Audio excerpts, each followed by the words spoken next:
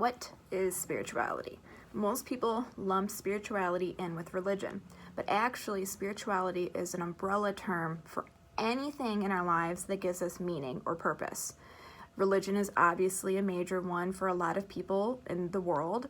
They get their meaning and purpose from faith in God, but there's also many other sorts of spirituality. People can get their sense of purpose and meaning from their families, from nature, from music, from helping other people, volunteering, going to school, even going to work can give you your sense of purpose and meaning. But it's something in your life that is giving you a positive sense of self and sense of meaning in your life. So you can see if somebody doesn't have that thing, then their lives become very meaningless and can feel hopeless and dark. And so everybody should have some kind of sense of purpose on this earth.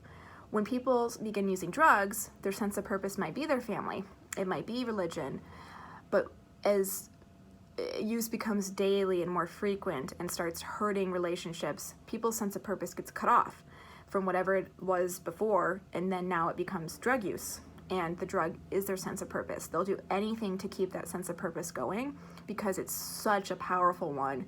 It creates such good feelings at times that they don't want to lose that, right?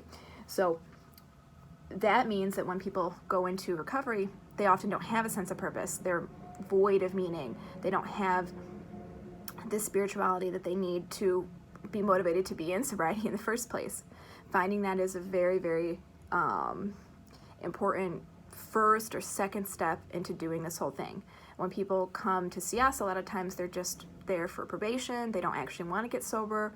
And so what we can help them do is find their own meaning and sense of purpose outside of drug use and maybe shoot towards that. It can be their motivation to stopping on their own. Instead of having someone tell them to do so, they might actually decide they want to do it for themselves, right? So we have people a lot of times list out their values, what things are important to you. Is honesty important to you, okay? Is family, is money, is freedom important to you? And if so, how has using impacted those things? Has it helped with those things? Has it helped you stay true to that stuff, or has it hurt it? And if it's hurt it, you are doing things against your own values. And like in the video with shame, that's where shame comes from, right? So if you are doing things against your values, it might be worth looking at stopping that and doing things that align with your values instead, which would maybe, if you like helping people, instead of using, it would be volunteering, like I said. It would be getting a job in the helping field. If you appreciate honesty, it would be becoming accountable with people, telling the truth about how you're feeling, what you're thinking, and you can practice that in therapy, right?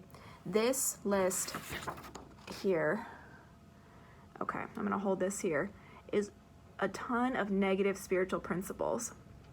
These things come about with using, but they also come about with other kind of unhealthy behaviors, like if somebody is angry all the time, or they're unfaithful, or maybe all they know how to do is work and they don't have any other sense of purpose. These can come about when people don't have meaning in their lives. So a lot of lies, like it says, and hate, envy, a lot of jealousy, control, anger. If you have a lot of these, you could see how somebody could live a pretty crappy life and not be happy at all, right? Other things on here, despair and shame, being self-centered, only caring about oneself, right? Having a lot of resistance to the program, to change in general, having a lot of chaos, right? There's a lot of different things on here, but those are important ones. And what we seek to do is help people change those things into these positive spiritual principles, which are right here. Truth instead of hate, truth instead of lies, love instead of hate, faith, gratitude, serenity. This concept that I will control what I can, and everything else I have to let it go, and I have to have the wisdom to know the difference between the two. Justice. These can all be people's values as well, so you can take any of these and decide that's the value I want to keep, and how does using work towards that or against that? Forgiveness and humility and fairness and hope, those sound nice, right? And that doesn't have to do anything with religion. People, of course, strive for that in religion, but it has to just do with meaning and purpose in our lives. And all humans need that, whether they believe in God or even whether they want a higher power. When people talk about higher power in meetings, what they really mean is having the sense of purpose, finding the sense of purpose, having something greater than yourself that will help you strive towards recovery and to maintain it even when your own self tries to talk you out of it, right?